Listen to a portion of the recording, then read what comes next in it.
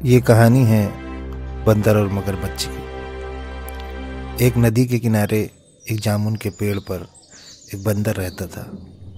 उस पेड़ पर बहुत ही मीठे मीठे जामुन लगते थे। एक दिन एक मगरमच्छ खाना तलाशते हुए उस पेड़ के पास आया। बंदर ने उससे पूछा तो उसने अपनी आने की वजह बताई। बंदर ने बताया कि यहाँ बहुत मीठे जामुन लगते हैं और उसने वो जामुन मगरमच्छ को दिए। उनकी मित्रता हो गई। अब वो रोज़ नदी किनारे आके मिलने लगे और रोज़ बंदर उसको जामुन देने लगा। एक दिन उस मगरमच्छ ने कुछ जामुन अपनी पत्नी को खिलाया। स्वादिष्ट जामुन खाने के बाद उसने यह सोचकर कि रोज़ाना ऐसे मीठे फल खाने वाले का दिल बहुत मीठा होगा, उसने अपने पति से कहा कि उसे बंदर का दिल चाहिए और वो इसी जीत पर अड़ गई।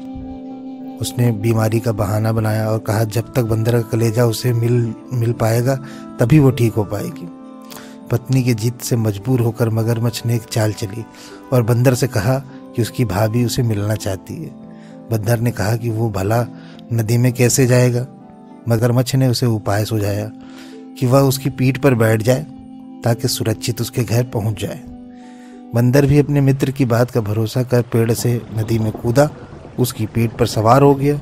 जब वो नदी के बीचों बीच पहुंचे, मगरमच्छ ने सोचा कि अब बंदर को सही बात बताने में कोई हानि नहीं और उसने भेद खोल दिया। उसने कहा कि उसकी पत्नी उसका दिल खाना चाहती है। मगर बंदर का दिल टूट गया, उसको धक्का लगा, लेकिन उसने अपना धैर्य नहीं खोया।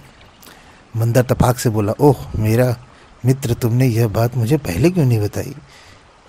क्योंकि मैंने तो अपना दिल जामुन के पेड़ पर संभाल के रख दिया है।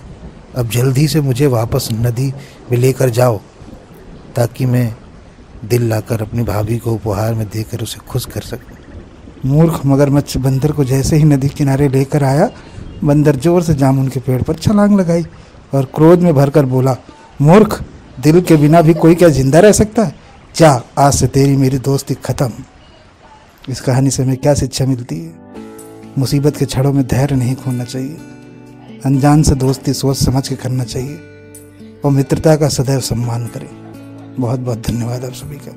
अगर आप लोग को ये कहानी पसंद आई हो तो चैनल को लाइक करें, सब्सक्राइब करें।